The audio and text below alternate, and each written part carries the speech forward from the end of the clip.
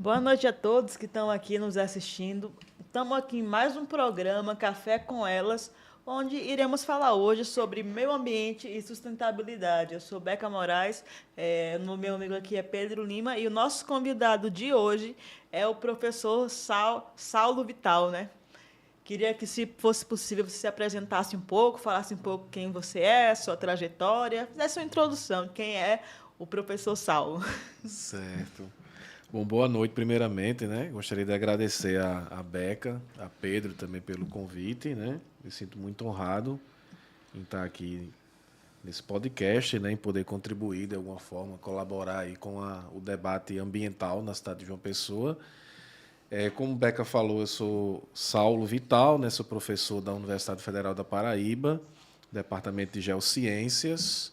Sou geógrafo, né? Tenho graduação em geografia e tenho doutorado na área de geociências lá na Universidade Federal de Pernambuco, né? Lá em Recife. Fiz tanto mestrado como doutorado foi lá em Recife, né? Então tenho essa gratidão, né? A Recife aí, a Pernambuco pela minha formação e estou à disposição hoje aqui para responder as perguntas aí que vocês tiverem sobre o meio ambiente.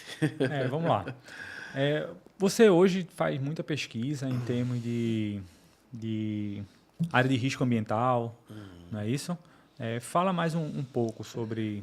Certo, é. Atualmente eu coordeno um grupo de pesquisa, né, chamado GENAT. Na verdade, esse grupo foi criado em 2017, quando eu era professor ainda da Universidade Federal do Rio Grande do Norte, porque eu sou aqui de João Pessoa, fiz a minha graduação aqui na UFPB em Geografia, mas iniciei minha carreira lá na Universidade Federal do Rio Grande do Norte, né?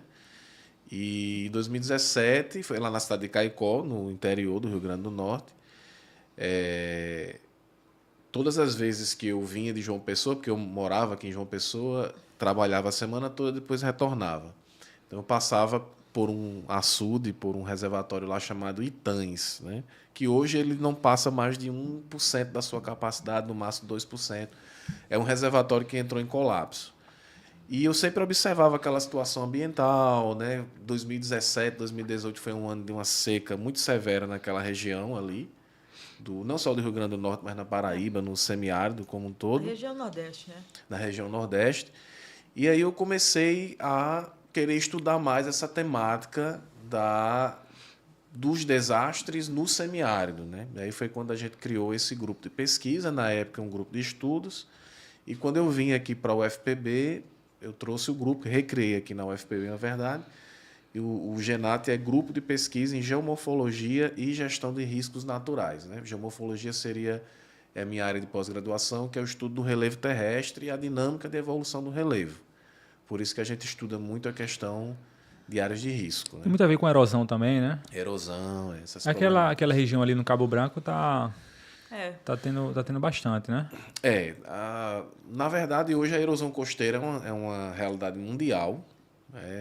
com certeza. O IPCC, né, que é o painel intergovernamental sobre mudanças climáticas, em seus últimos relatórios deixou muito claro que nós estamos passando de fato por um processo de aquecimento global Mudança intenso, climática de e os mudança mares climática. estão invadindo mais a região Isso. costeira. E aqui no caso específico da Paraíba, nós temos vários pontos de erosão críticos, né? Não só o Cabo Branco, mas o Bessa, que é uma área gravíssima do ponto de vista da erosão costeira, né?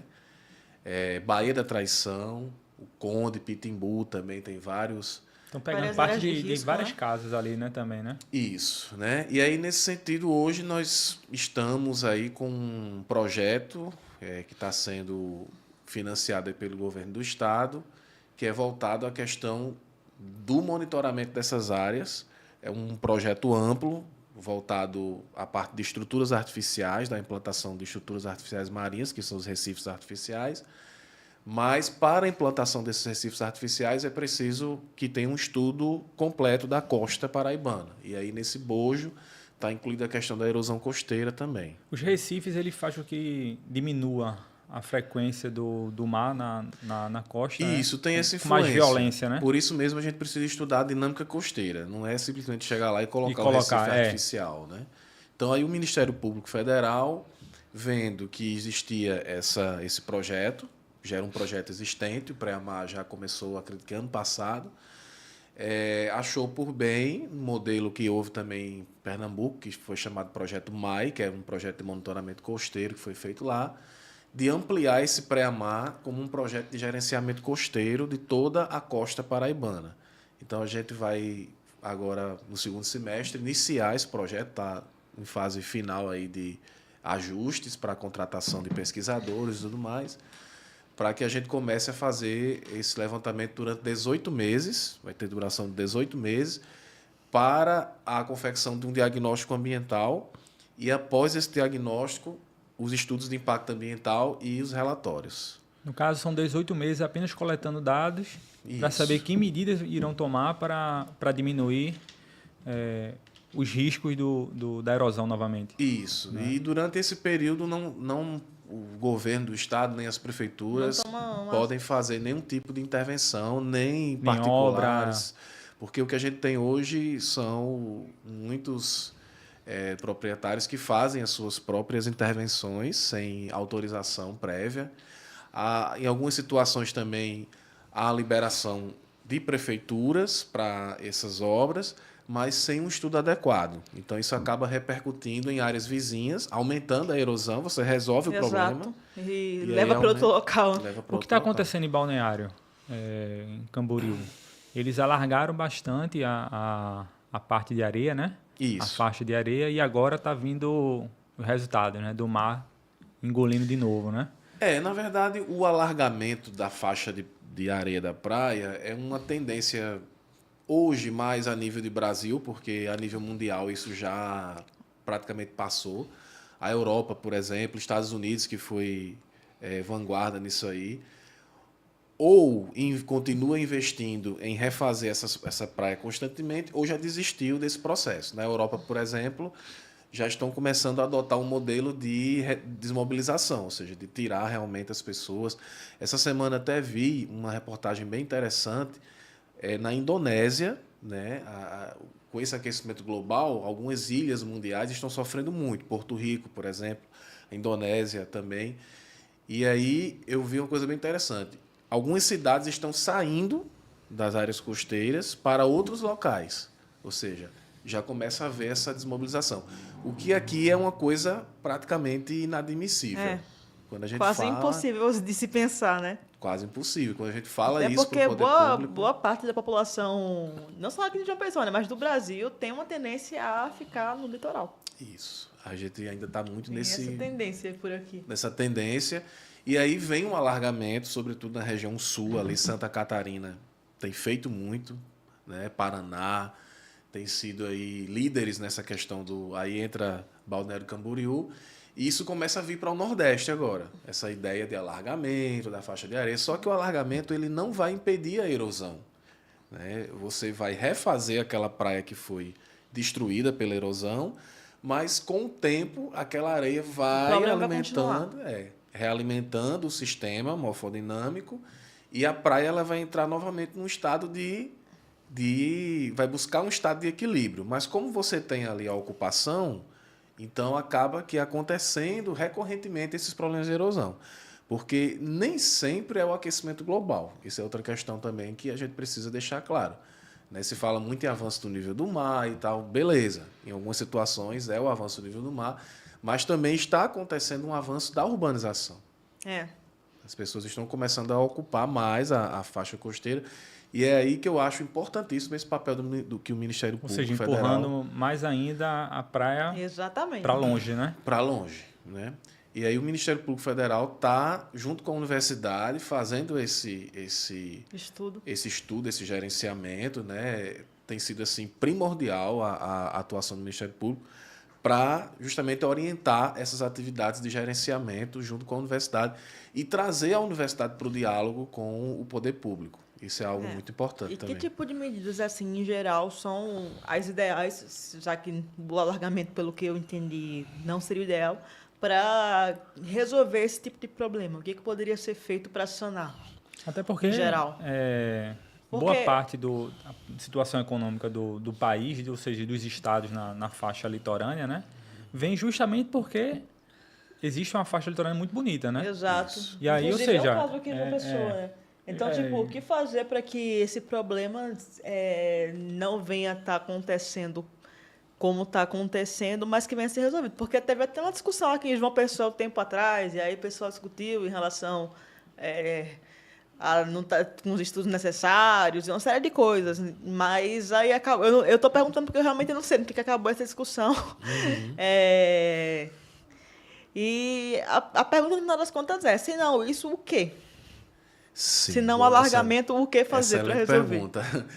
A questão, Beca, é que o alargamento ele não pode ser tido como uma alternativa para tudo, É como a única, né? como a única. E esse é o primeiro ponto. Em situações pontuais, a gente pode até defender o alargamento se ele é feito de uma forma correta, Com estudo, ambientalmente correta. com Exato. estudo. Então, você tem que ter ali a jazida correta, que é de onde vem aquela areia. Precisa ser uma areia que tenha tamanho semelhante àquela que já existia. Grau de contaminação também dessa areia, que foi um caso que aconteceu em Balneário. O pessoal teve um surto lá de diarreia por conta da questão da balneabilidade. E aí entra a questão da poluição, né? Porque nessas praias urbanas você tem muita injeção de esgoto. O pessoal liga esgoto clandestino. Sim. Recentemente teve uma fiscalização aqui. No caso no aqui, Cabo a gente Branco, está né? perdendo Eu muito cheguei, a eu cheguei a balneabilidade. ver, cerca de 11 praias, né, daqui que são impróprias para banho, uma coisa assim. Isso, E isso ou seja, Isso a é um nossa problema. a parte costeira de uma pessoa é maravilhosa, né? exatamente. Para se perder assim, Então, voltando para a pergunta de Só Beca, que pra é gente muito não fugir do ponto, interessante. depois a gente volta para esse assunto da poluição Exatamente. da praia. Porque é muito interessante a sua pergunta. Qual é, de fato, A a alternativa, solução? né? Veja bem, o ideal é que não se ocupe, né? Hoje nós temos no litoral paraibano pontos agressivos do ponto de vista da erosão e pontos que não foram ocupados ainda, sobretudo no litoral norte. É. No litoral norte a gente tem praias ali em Mataraca, Rio Tinto, praias assim exóticas, muito lindas.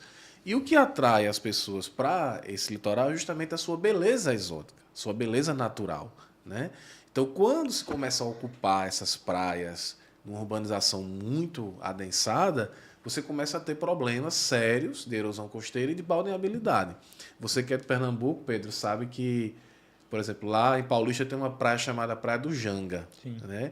E essa praia é interessante porque tem uma colega da universidade, a Cristiane Sassi, que ela é de lá e ela relatou que o Janga já não tem praticamente mais Pronto. balneabilidade, já foi feito de tudo, engorda, enfim, todo tipo de intervenção.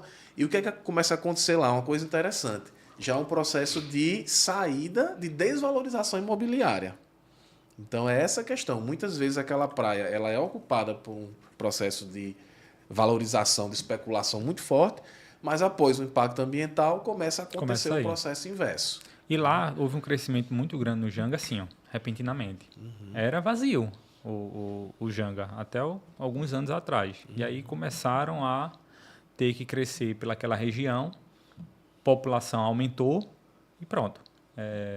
Ficou. Isso. Aí agora está o processo inverso, né? Olinda, né? Outro exemplo Isso. de um município que praticamente não tem praia mais, assim, a faixa de areia da praia, né? A orla mesma não tem nem área, não tem nem areia mais, né? Pernambuco A água, como um todo tá a meio água assim, batendo, né? A própria orla de Boa Viagem A Boa também. Viagem. É, A invasão primeira vez que eu de... fui em Boa Viagem, eu percebi isso. Eu olhei, caramba, velho, que quase não tem mais. Fora os tubarões, né? Fora o tubarão, o medo que a pessoa tem de meter uma Ou perna ali. seja, corre o risco de você estar no sinal ali e o tubarão lhe pegar, né? Pois De cara. tanto que já invadiu ali, né? Exatamente.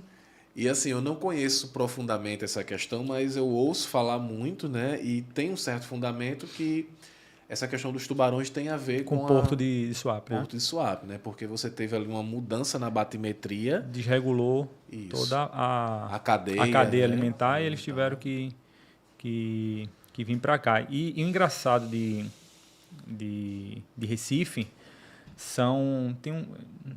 tem umas faixas na água que são mais fundas do que outras.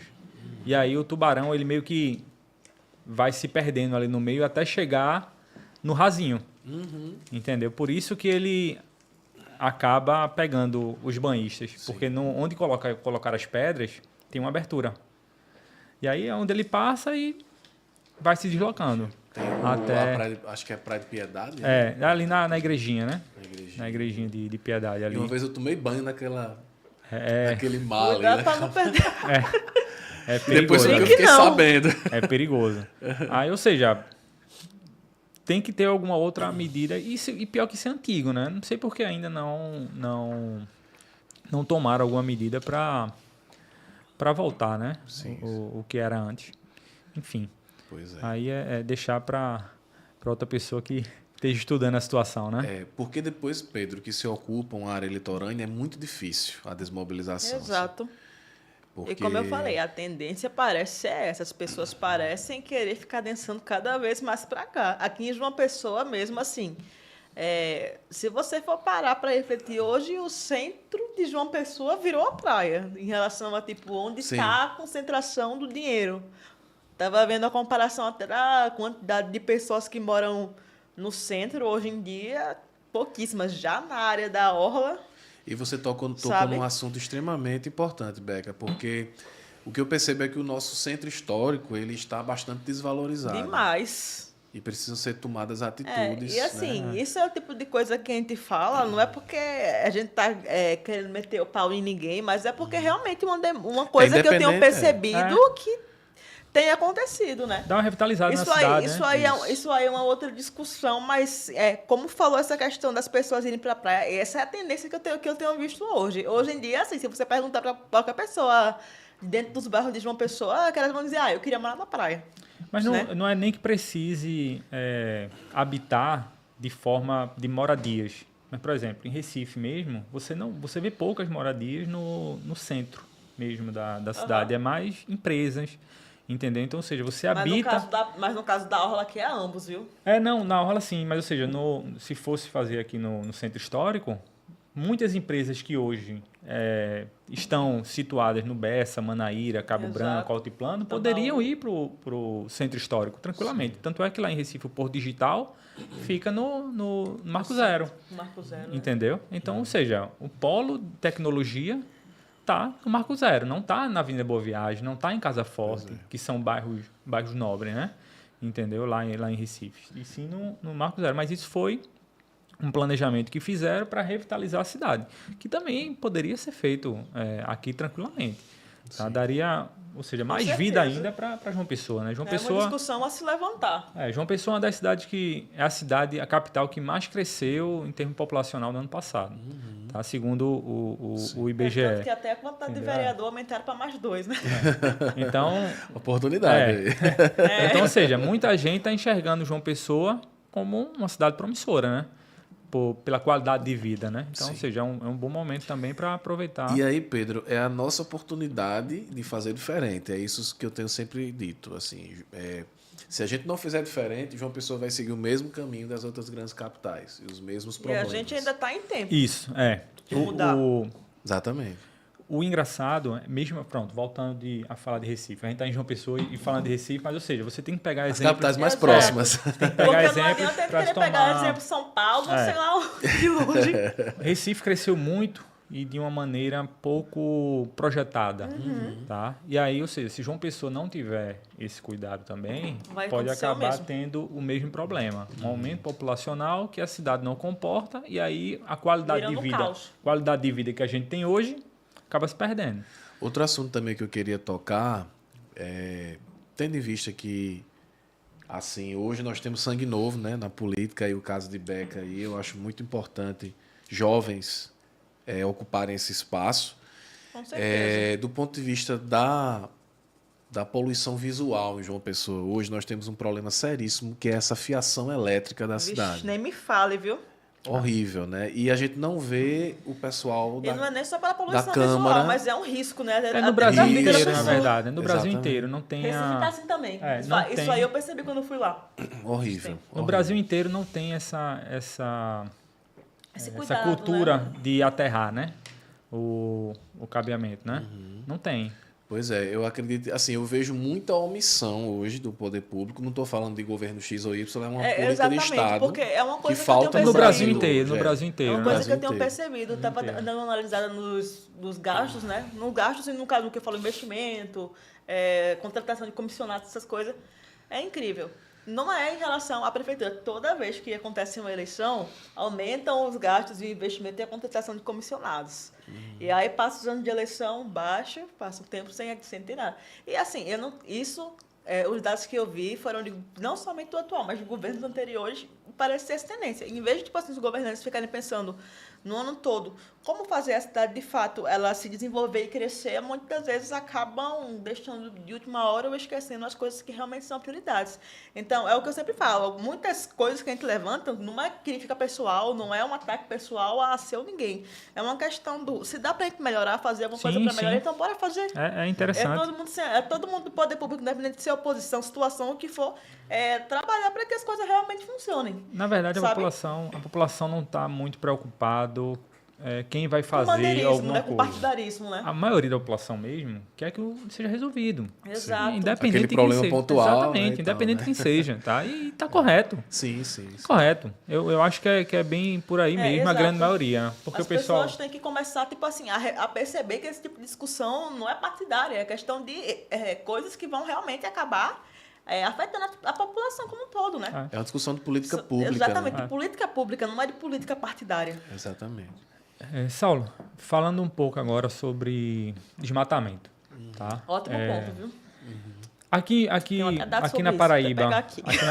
a gente tá vendo no Brasil inteiro que deu uma aumentada no desmatamento, né? Foi uma das críticas também no governo passado e continua sendo no governo atual. Isso eu falo em esfera federal, tá? Sim. Você Eu tenho tem um municipal algo também. para contribuir sobre o que está acontecendo? Olha, falando a nível de Brasil, realmente nós temos nos biomas brasileiros um problema sério de desmatamento progressivo. Isso é histórico, isso não é de agora. Sim. Né? E nem do passado, nem do passado recente, né? Nem do Vamos passado deixar recente. claro, né? É algo meio que cultural, enraizado e faz parte do que se chama de progresso, né? À medida que o país ele vai crescendo, esse desmatamento ele vai. Agora, claro, existe governo X, governo Y que investe mais, outros investem menos em prevenção do desmatamento. Mas isso aí não vem ao caso. O que vem ao caso é a questão, por exemplo, dos biomas brasileiros, né? Nós temos, por exemplo, o bioma da Caatinga, o domínio da Caatinga, que pega grande parte aqui da nossa região aqui semiárida. Muita gente acha que a Caatinga ela é um bioma morto, assim, pelo seu aspecto, acha que não tem biodiversidade, mas pelo contrário, a biodiversidade da Caatinga ela é gigantesca, né? Tanto em flora quanto em fauna. Exatamente. E aí o que acontece é que a gente tem um desmatamento histórico, com mais de 60% da Caatinga hoje ela foi alterada, e talvez até mais, isso é um dado que já está, acredito até que ultrapassado. E aí a gente vê recentemente a questão do Pantanal também, das queimadas lá no Pantanal, né?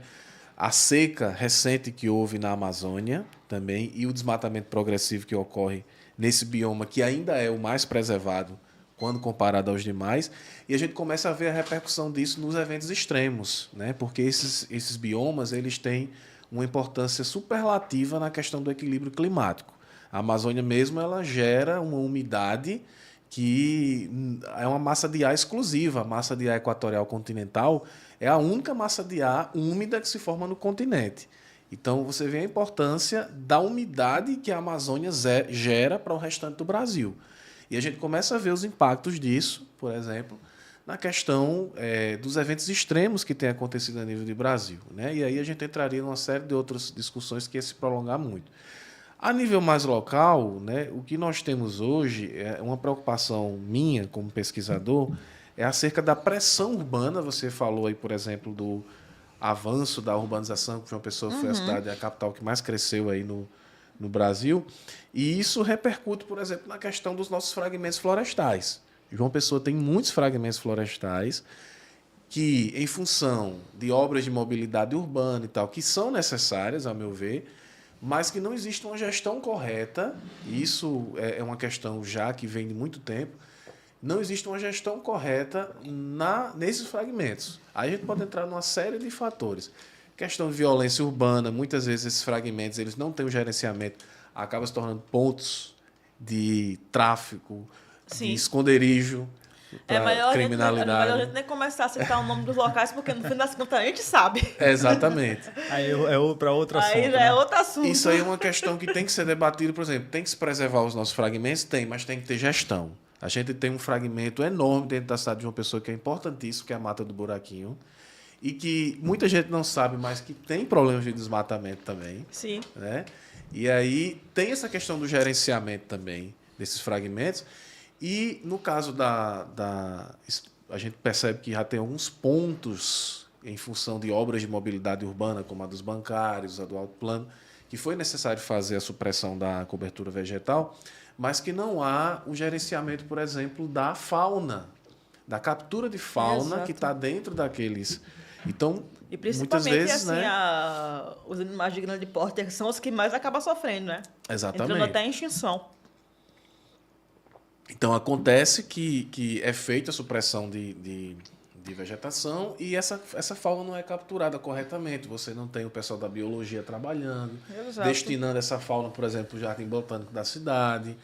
Né? Tem a questão hoje da laguna, lá do Aeroclube, que também deve ser observada, porque é uma das poucas lagunas que ainda restam no nosso sistema.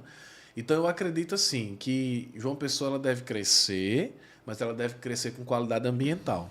Não é simplesmente você chegar, aterrar as lagunas, desmatar tudo, seguindo o mesmo modelo, né, das cidades. Infelizmente, Recife foi uma cidade que infelizmente hoje acaba por sofre fracassar porque com isso, né? exatamente, Não ter feito seguiu um esse bom modelo. planejamento. E a gente precisa de pessoal, do corpo técnico especializado. Né? Eu sou um defensor, por exemplo, de...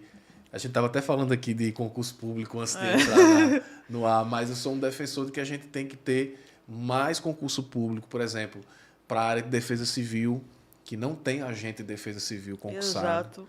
Tem Porque tá eu com uma acho... série de Mas para a área que coisas a pessoa se necessárias. formou, não é? Para a área que a pessoa se Exato. formou. Ou seja, Com isso certeza. aí com certeza é de grande valia, Grande né? valia e importância, De né? grande valia para o Estado. E quando você tem um crescimento populacional, aí, ou seja, entra na questão de suprir as demandas da população, tá? E aí entra na parte empresarial do negócio.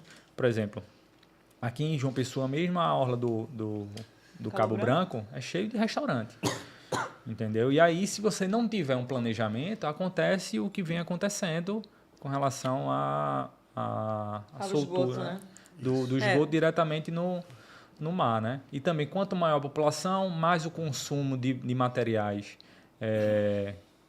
recicláveis, né? Que, na verdade, não são coletados corretamente e podem parar justamente onde não devia, né? E um deles é Exato. no mar, A né? impressão que eu tenho aqui de João Pessoa é que praticamente a gente não tem, né? Essa questão da coleta, a Seletiva, separação, né? Coleta seletiva, né? Isso. Aí eu... Deixa muito a desejar. Que é a parte justamente da sustentabilidade, né? Exato. Pois é, vocês entraram num assunto que me preocupa muito, né? Inclusive, assim, a gente estava Percebendo- conversando sobre isso até em relação aos próprios mercados públicos aqui de João Pessoa, né? É. Alguns acabam, por exemplo, da Torre sempre acontece aquela questão dos alagamentos, né? Se tivesse Por um exemplo, bom eu tratamento fico... em relação à coleta de lixo, principalmente seletiva. Exatamente. Eu fico assim, pensando como é que ainda é permitido, isso não só a nível de João Pessoa, mas a nível De mundial. Brasil. De Brasil.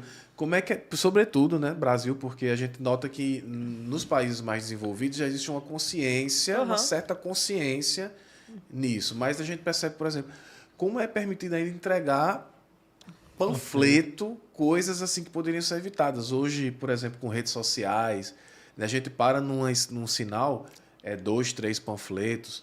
A questão da indústria, eu acho que a indústria já deveria começar a pensar em embalagens mais biodegradáveis.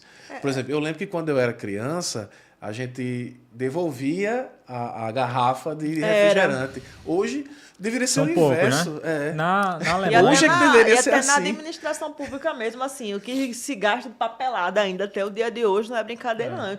Quem sabe, talvez, fosse válido a ideia de substituir o papel que usa normal pelo papel reciclável.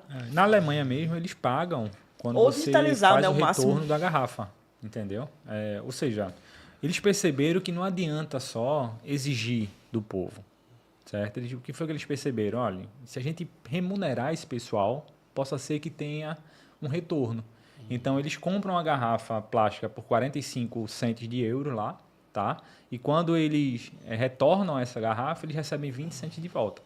Então, ou seja, meio que incentiva o pessoal. Sem falar que isso gera também muitos empregos. Geraram cerca de 250 mil empregos lá na Alemanha, só pelo fato de ter uma coleta seletiva mais elaborada, entendeu? Então, eu acho que tem que ser por aí. São coisas de se espelhar, né? Eu acho que tem que dar uma Exatamente. observada em lugares que mais... funcionam para poder trazer. Não tem que estar reinventando a roda o tempo todo, Isso. entendeu? Nós temos muitos catadores, né? Existem esses catadores, eles se organizam em associações, que é importante, mas precisa de mais apoio do poder público, né? Pronto, o mercado, todos os mercados públicos poderiam ter uma coleta seletiva, incentivar que os próprios lojistas, os comerciantes fizessem a coleta através de um pagamento a eles. O pagamento é a redução do imposto dele, né, que eles pagam. Eles fariam a primeira coleta e aí os catadores, ou então eles depositariam essa primeira coleta em algum lugar, já separado, e os catadores recolheriam, né? Isso para destinar para as empresas que trabalham com material reciclável. Então, ou seja, o poder público tem que estar sempre aliado e alinhado com o poder privado, com o setor privado, né? Sim. Entendeu? Acho que só assim para uma cidade acompanhar o crescimento, né? Não adianta você separar o poder público e o poder privado, cada um faz o seu, não. Como se fossem inimigos, né? Tem que andar junto, tem que ser aliado. Senão vai acabar se destruindo. A gente tinha entrado também numa questão, né, sobre a poluição do mar, né, especificamente. Na tua visão, quais medidas, né, deveriam ser tomadas para reduzir essa questão da poluição nas praias? Essa questão das praias serem ainda várias aqui, impróprias para banho, por exemplo. Olha, Beca, eu acho que tem que haver, primeiramente, uma fiscalização mais efetiva, né? Então, recentemente a gente viu esse caso aí das praias aqui, porque praticamente toda semana a gente tinha um relatório de balneabilidade mostrando uma dezena de praias ou mais aqui sem condições de balneabilidade. E aí, só nesse momento, porque a gente tem uma cultura no Brasil que não é uma cultura de prevenção. Na verdade, a gente espera acontecer o problema para depois tomar medidas. Outra corretiva ao invés de preventiva. Exatamente. Né? Isso não é só na questão dos riscos de desastres, mas nessa questão específica da poluição. Também acontece isso, porque todo mundo sabe que há ligação de esgoto clandestino na galeria pluvial.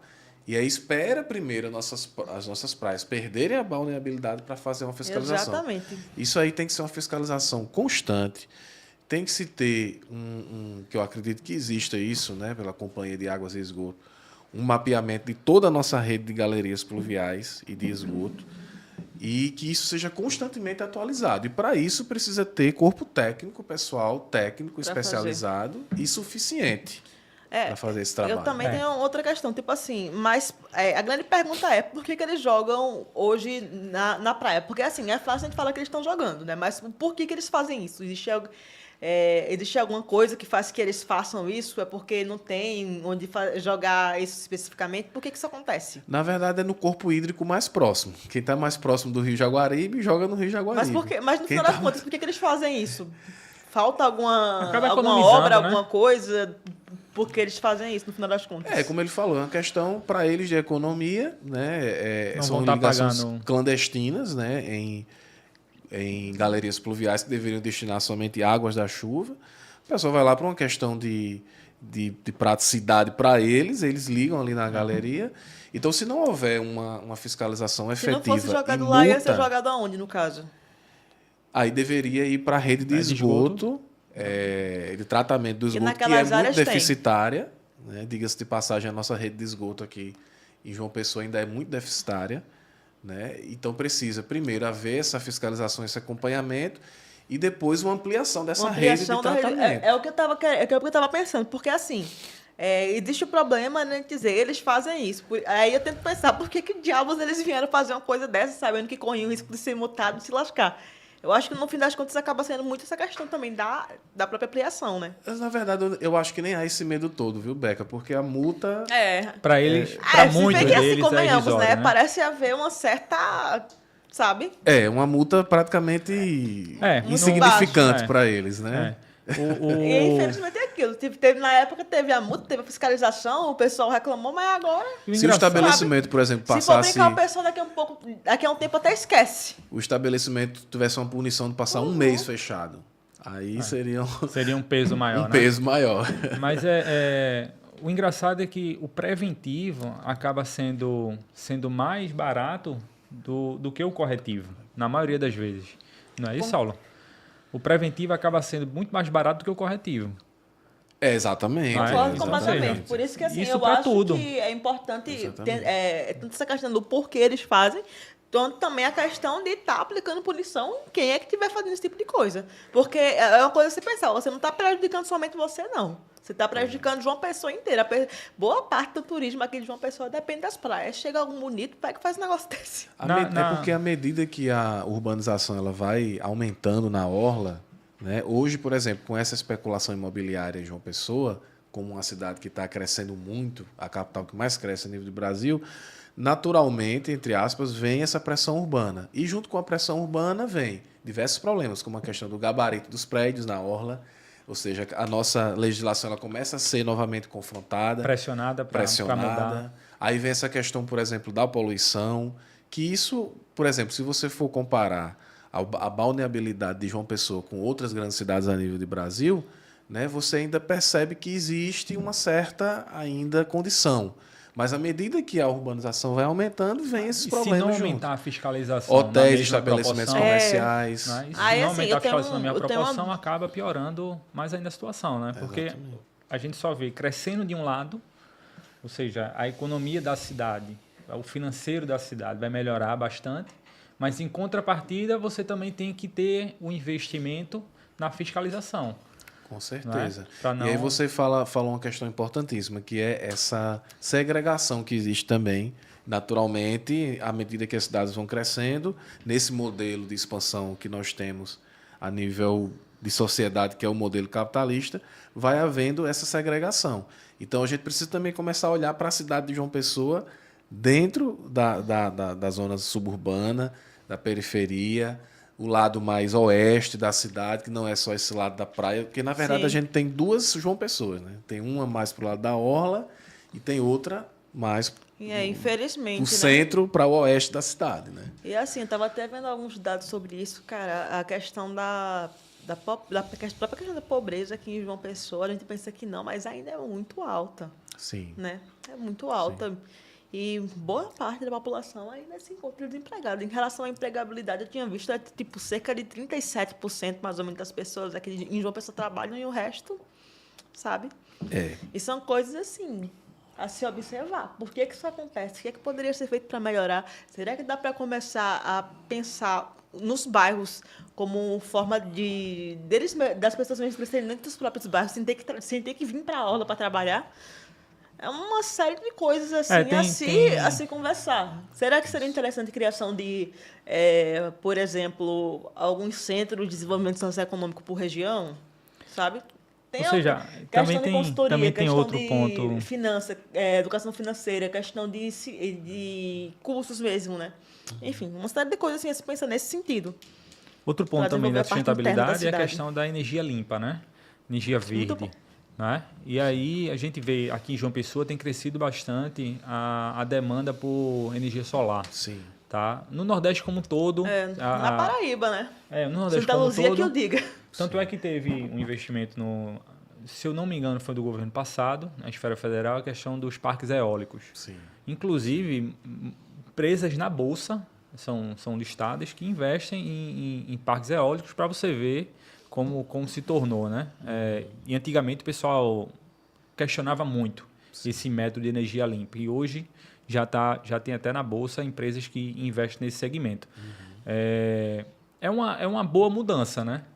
Eu acredito que sim, Pedro. Eu acho que deveria existir uma espécie de um incentivo fiscal, um incentivo governamental para que essa iniciativa particular de condomínios, residências, seja mais adotada de investir em energia solar, que é até mais barata, né? Tem muita gente que, por exemplo, você tem um investimento inicial ali, Maior, mas a longo prazo é menor. É menor. Compensa. A manutenção é baixa também. Exato. Exatamente. E o que a gente percebe, assim, eu particularmente vou falar como usuário agora, eu percebo que, por exemplo, a companhia de energia elétrica, né, que a gente tem, até por conta dos próprios impactos ambientais e tal, a gente tem períodos em que há uma cobrança A mais, né? a mais, o nível fica vermelho, tem aqueles níveis que eles estabelecem, né? Justamente porque as nossas hidrelétricas, que é a principal fonte de energia do Brasil, tem momentos de baixa e aí quem sofre é o consumidor. E aí, por essa falta de concorrência, muitas vezes a gente acaba sendo explorado ali no momento de Exato. pagar. Até porque, assim, energia hidrelétrica é até difícil você ter a concorrência, né? Fica como Tem isso Pois também. é. Como é que você concorre numa coisa que, tipo assim, é quase que monopólio natural, então, porque o que você tem que gastar, o tanto que você tem que desmatar, entre aspas, degradar, para conseguir construir aquilo. é. E Se quem fosse para sofre, ter um né? bocado de concorrente, ia, assim, não é que seja impossível, mas ia ser difícil. Então, assim, difícil.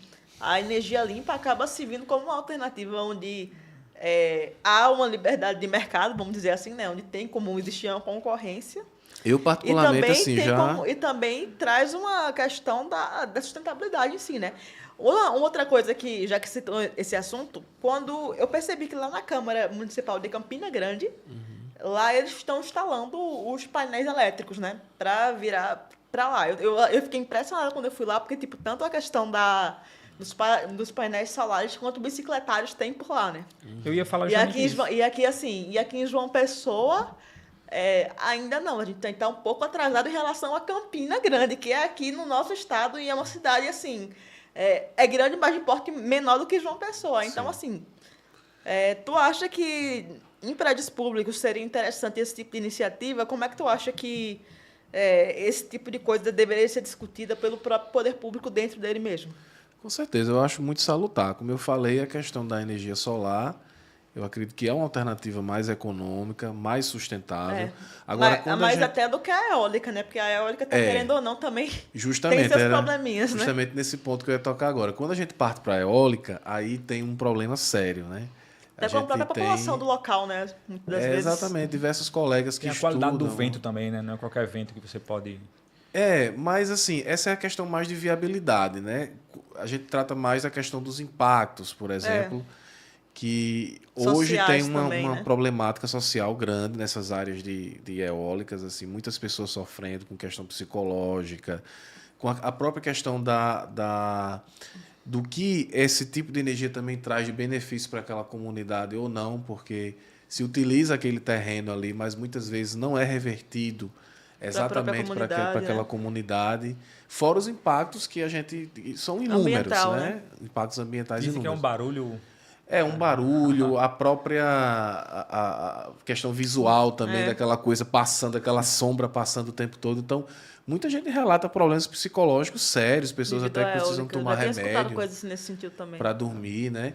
Então, assim, a questão da propriedade, muitas vezes a propriedade daqueles terrenos não são exatamente, não é um valor vantajoso para quem está alugando, eu não sei bem como é que se faz, mas é uma coisa que não é muito revertida para a população. Agora, o que eu vejo, assim, de certo modo, é que falta mais debate sobre isso nas nossas casas legislativas.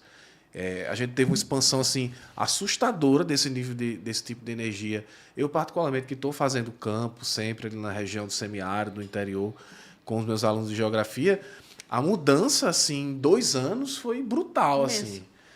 A gente percebe que há um impacto paisagístico também, de áreas que tem toda uma exuberância geológica, geomorfológica, que hoje está cheio daquelas torres lá. Tem as usinas... A erosão também em pontos que é causado por estradas que passam ali e causam problemas de erosão. Então, essa parte do gerenciamento dos impactos ambientais, eu acho que é muito pouco discutida. A gente vê pouquíssimo, assim, essa questão do alargamento tomou uma grande proporção aqui em João Pessoa e tal, mas a questão das eólicas não. Talvez pelo fato de que isso é mais forte no Rio Grande do Norte, por exemplo, tem um parque eólico maior. Mas a Paraíba, ela pega ali uma rebarba do Rio Grande do Norte e que isso precisa ser discutido mais, né? Para quem é que, de fato, essa energia está beneficiando, os impactos que ela está causando, positivos, negativos, falta esse tipo de debate, na minha opinião.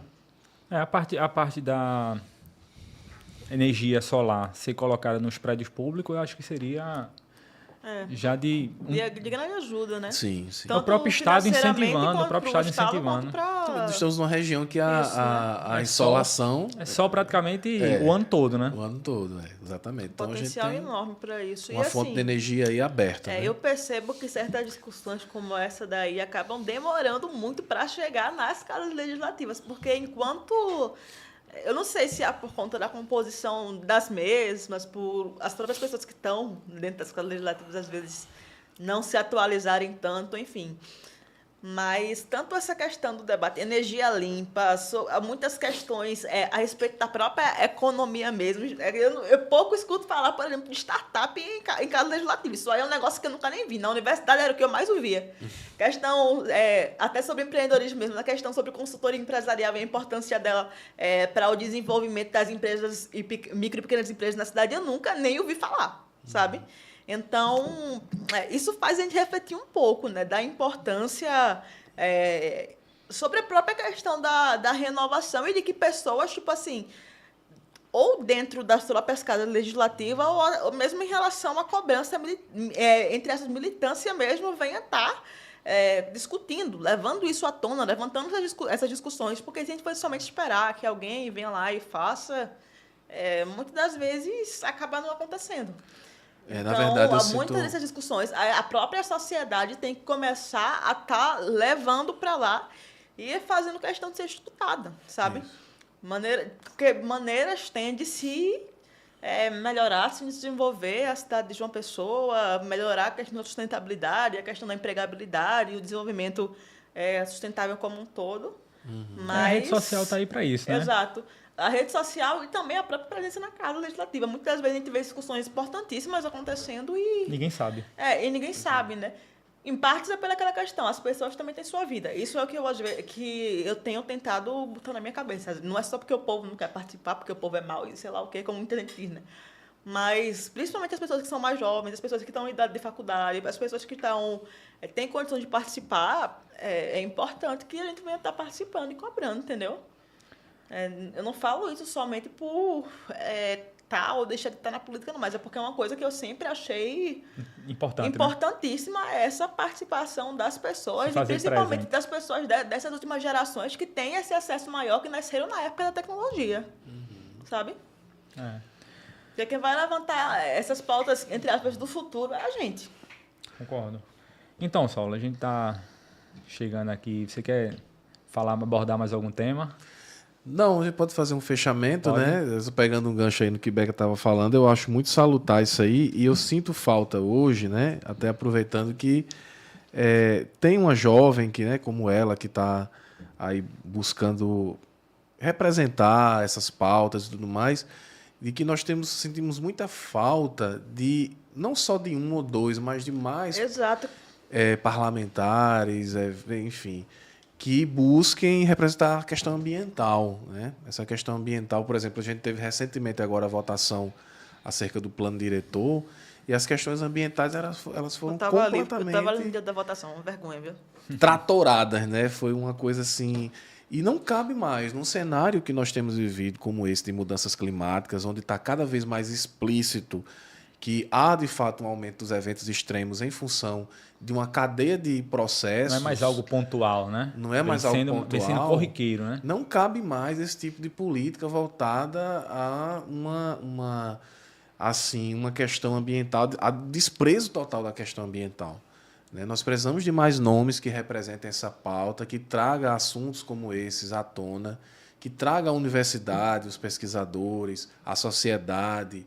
Enfim, a todos a vir discutir a importância da nossa natureza. Não é uma questão de ódio à questão do desenvolvimento. Muito pelo contrário. É justamente a crença de que o desenvolvimento pode se dar de uma forma melhor. Exatamente. Né? Desenvolvimento não pode ser sinônimo de degradação. Né? Saulo, chamado desenvolvimento sustentável. Né? Isso. Até então, um discurso. Né? Esperamos que ele seja posto em prática. Tenhamos fé. Exatamente. Saulo, muito obrigado. Por participar aqui, por aceitar o convite de participar do nosso terceiro podcast. tá? A gente tem mais alguns ainda para fazer aqui. A conversa foi extremamente agradável, certo? Muito obrigado mesmo por explanar toda a sua experiência na área de sustentabilidade do E meio venha ambiente. mais vezes. E Estamos à disposição. as portas estão sempre abertas. Sempre que você tiver algo de novo para falar, que seja importante para a cidade de João Pessoa, pode falar conosco que aqui você será muito bem recebida. Eu que agradeço. Tá. Para mim é uma honra poder estar colaborando aí com essa série de podcasts aí de vocês, né? Beca me fez o convite, né? Não conhecia até então o trabalho dela e passei a acompanhar. E me sinto muito honrado em poder ser uma das pessoas que pode vir a colaborar com esse tema, né? Então, estou sempre à disposição aí. Quando precisar, é só chamar. Muito obrigado. Exato. Quem está assistindo aqui puder me seguir, meu Instagram é @becamorespb. O teu pode falar, o seu também. prof.saulovital no Instagram. E não esqueçam de curtir, seguir o Café com Se Notícias. inscrever no canal. Se inscrever, exatamente. Inscrever no canal e clicar no sininho para receber as novidades e também de outros podcasts que fazem parte do grupo Café com Notícias. Tá bom, pessoal? Muito obrigado. Agradecemos a todos que assistiram até o final e valeu e até a próxima, pessoal. Tchauzinho.